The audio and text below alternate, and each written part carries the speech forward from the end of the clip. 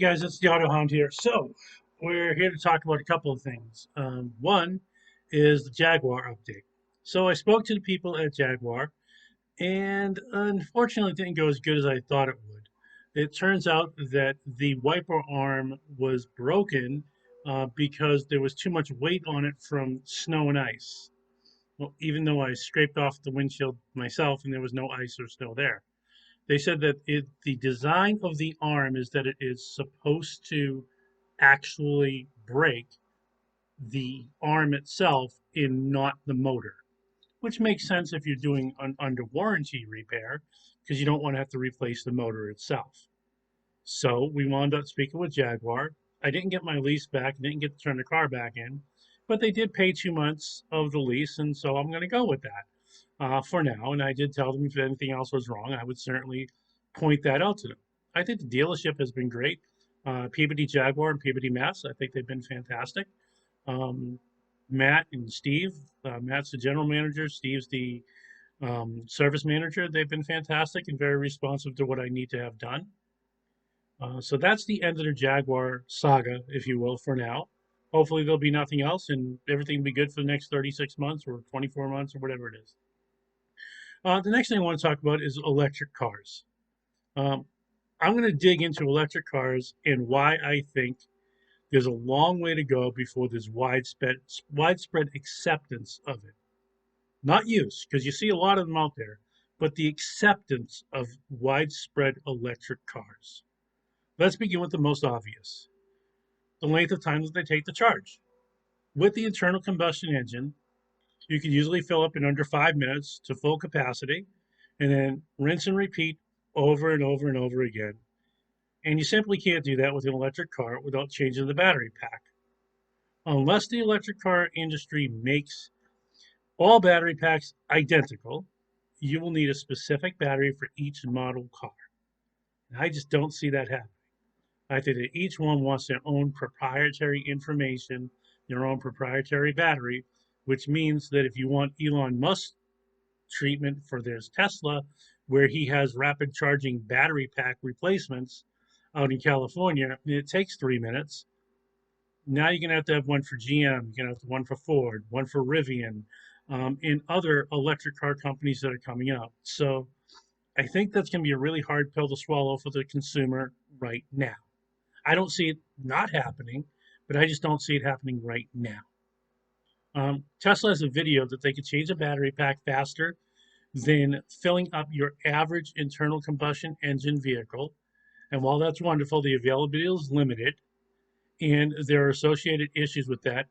For instance, you must return on the same route so that you wind up with your original battery.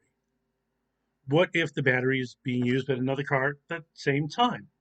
Do you get a warning if it's not there? Do you get a warning when it returns?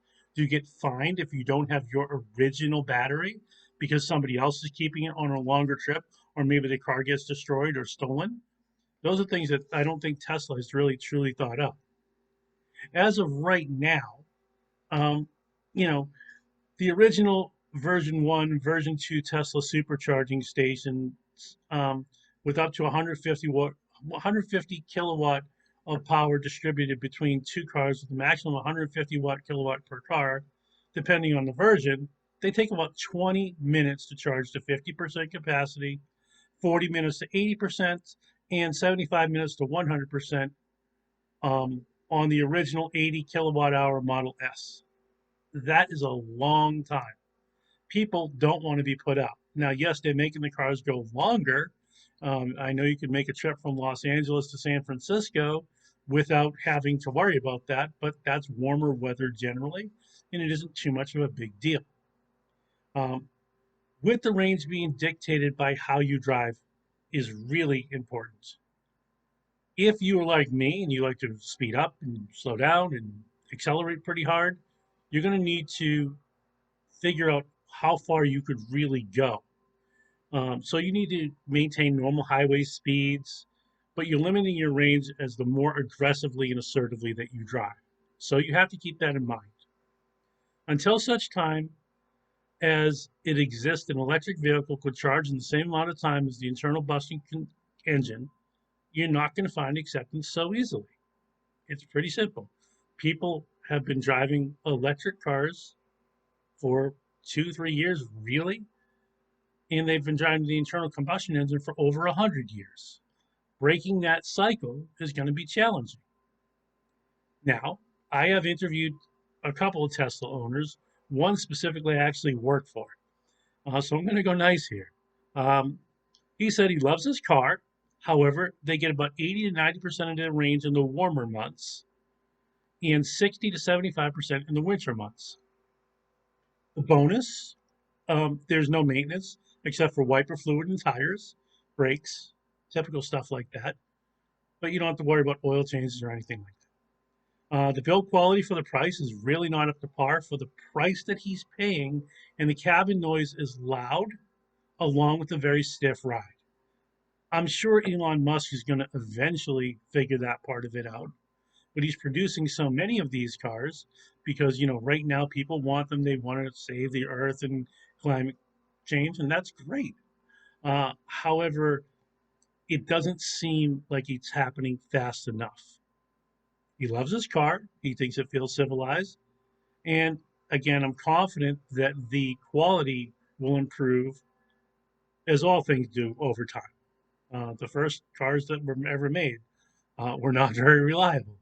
Um, Tires on wood, and rims of made of wood and metal, and just didn't work. And over time, now we have what we have. GM and Ford are making the push over the next 15 years to move to electric cars, and they're really starting to push now. And I see that being a viable business model only if they put charging stations everywhere, especially where gas stations are.